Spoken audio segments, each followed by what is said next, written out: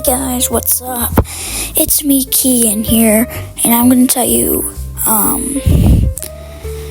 to master Cuphead in about 20 days.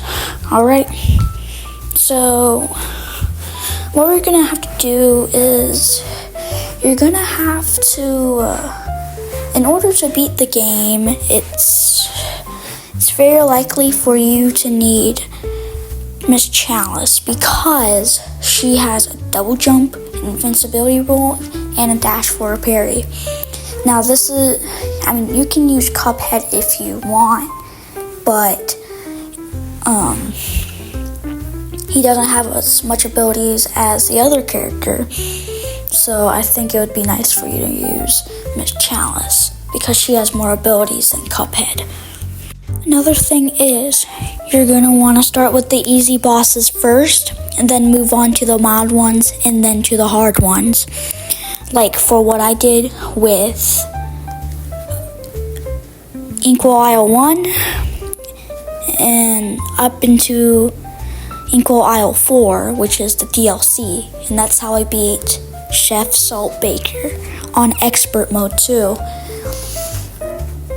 He's a very easy boss, but, that's what I said.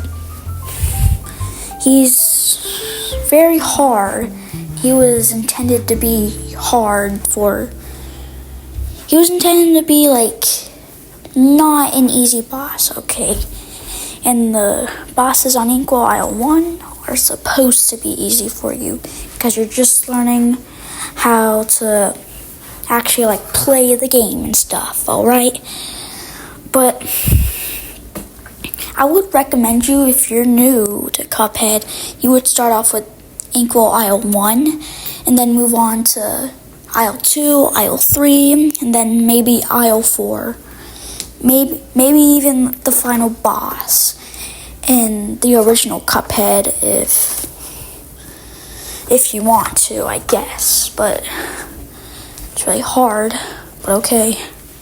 I would most likely recommend to use the weapon Crack Shot or Converge, or even maybe Charge, because those are very powerful weapons that you could use to defeat the bosses. For example, Crack Shot, you don't even have to aim, really. You can't, it's like a particle that breaks off of your original shot and goes to where the boss is. So your aiming would be pretty easy.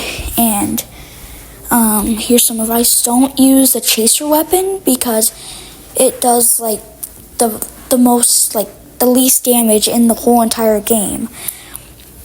So yeah.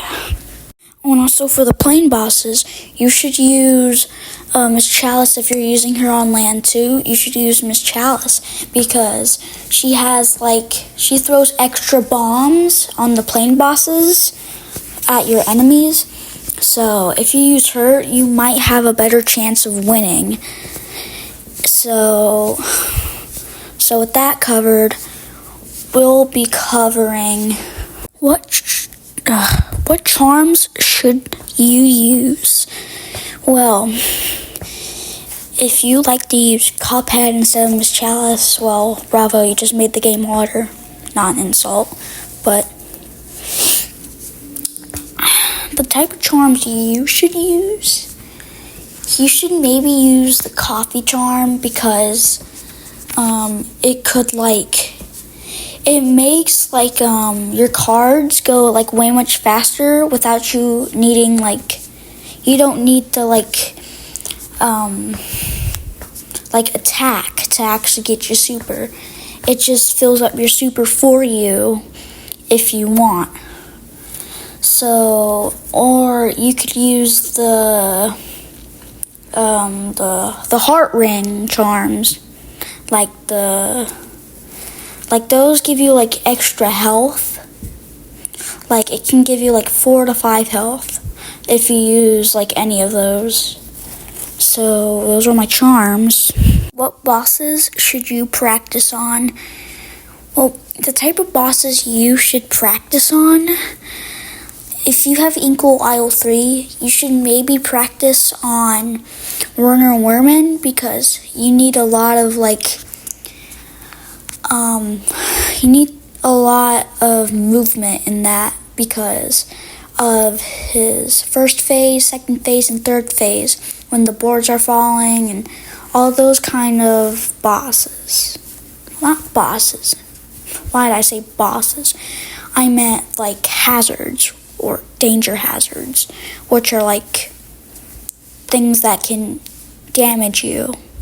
So that's really about it, to be honest, because I've been playing Cuphead for like a lot of years.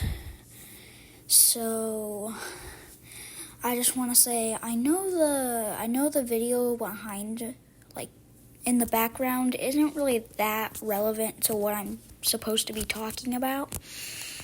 But it's still like I couldn't find a long video to put in the background, so I just put funny little goat simulator, you know. No, I used to play that game a lot, so I think I just put it in the background. You know. So that was the end of the tutorial. Goodbye, guys. I'll see you next video.